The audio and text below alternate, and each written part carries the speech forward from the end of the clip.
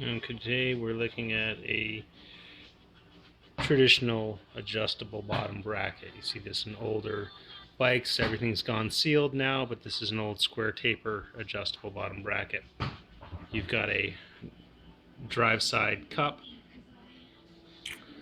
This is a cage bearing. Some of them will use a free ball. Your axle. This little seal around the inside. A lot of them don't use that. You don't really need it, but it's there.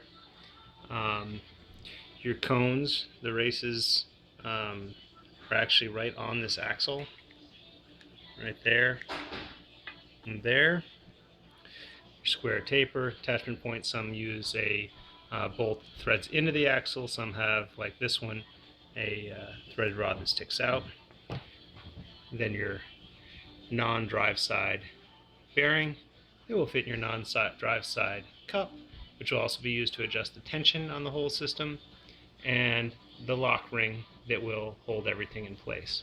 So what will happen is that bearing will fit in the cup, well greased, and then be locked into your bottom bracket like this. Okay, this is our drive side bottom bracket shell. This is a threaded system in there. There's our drive side cup, which we're going to install first. You want to be very careful not to cross thread these. So what I will do is I will thread backwards to find my first engagement point first. And then once I feel it pop, let me get it there, then I will start turning and screwing it in. So there, now I've got it, and we're now installing. Note that your drive side is reverse threaded, so that while this looks like I'm unscrewing it, I'm actually screwing that in. It should go relatively easily, just hand tight.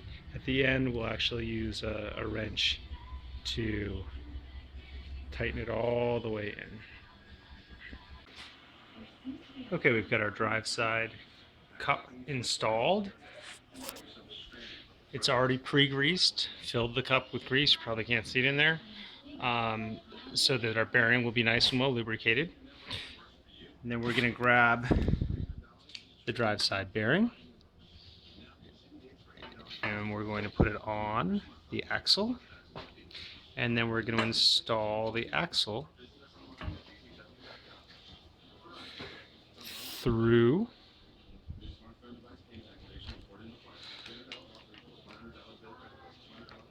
Should push that cone right in there. We can feel that once that bearing gets into that cup, we can feel a nice easy rolling there.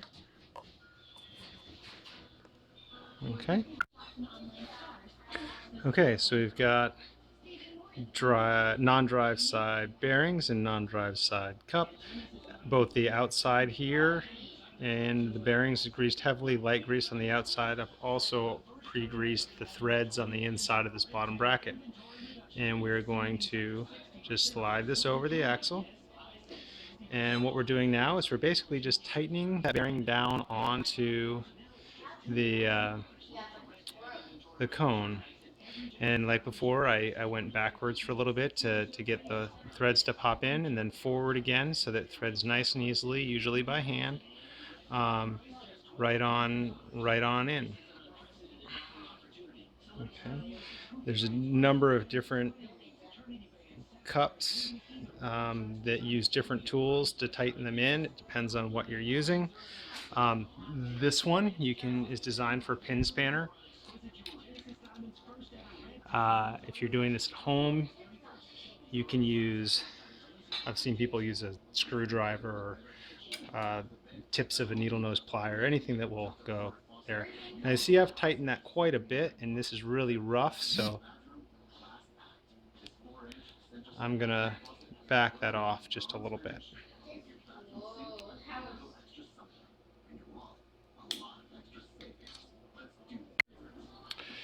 Once I've got my adjustment right,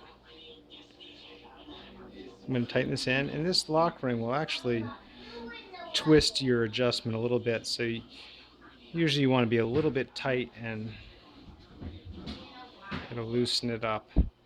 But this should, by the time you lock this in, you with your lock ring tool, you will want this to spin. Okay, so once you have that smooth rolling, you can either do this by holding with your pin spanner or over tightening and coming back, but I like to hold it still if I can, and then lock it in place where I want it.